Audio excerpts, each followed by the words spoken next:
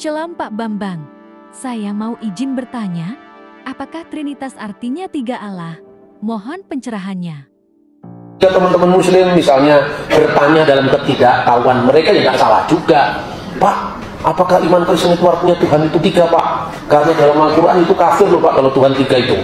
Nah, lebih baik gitu dari awal kan, daripada Anda tidak tahu bagaimana teman muslim punya pemahaman. Kan lebih baik dibuka di awal, memang kita berbeda. Laqad kafara alladziina qalu innallaha salisu salasa. Sungguh telah kafir orang yang mengatakan Allah itu adalah ketiga dari yang tiga.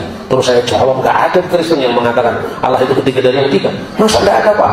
Kamu lihat semua gereja, mulai dari gereja Gemit, gereja IKIN, gereja Pentakosta, Karismatik, Katolik, ada nggak orang yang menyanyi ketiga dari yang tiga? Nggak ada lah. Berarti apa? Itu bukan Kristen. Terus dia bilang, berarti kitab saya salah apa? Nggak salah, cuma salah alamat. Penerapannya bukan untuk orang Kristen. Nah, ini untuk siapa? Ya kamu cari sendiri lah, itu kan bukan kitab saya, ini kitabmu kan. Di sini dialog teologis terbangun dengan baik.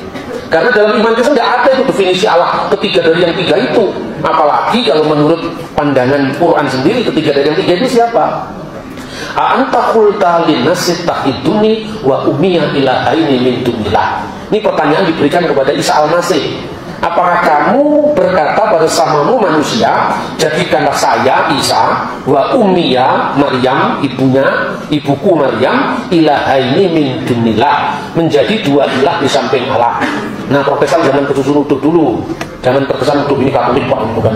Orang Katolik juga tidak ada yang berdoa demi nama Bapa dan Ibu dan anak juga tidak ada. Ini nggak hubungannya dengan Katolik juga.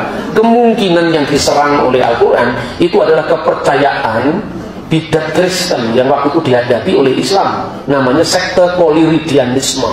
Dan ini bukan ajaran gereja manapun juga bukan Katolik. Sekalipun orang Protestan tidak setuju dengan Mariologi gereja Katolik, silahkan. Tetapi harus kita tahu, namanya juga rumah Katolik tidak pernah sampai ke Mekah, namanya Roma. Nah, inilah antara pembelajaran sejarah, dialog lintas iman atau ilmu agama-agama harus seiring supaya kita tidak salah paham. Kalau tidak salah paham, pahamnya kemudian salah. Yang sering terjadi seperti itu, Bapak Ibu. Makanya saya bilang Trinitas itu tidak ada kaitannya dengan Tuhan itu tiga, tidak ada kaitannya.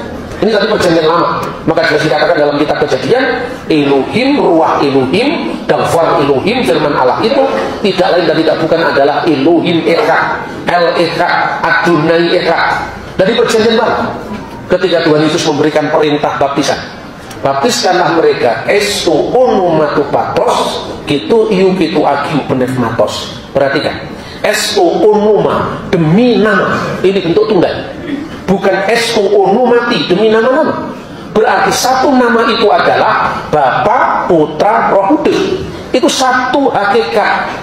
Berdasarkan kebenaran firman Tuhan dengan refleksi rasuli ini, maka gereja di kemudian hari merumuskan Tritunggal itu una substansia tres persona, satu substansi di dalam tiga persona.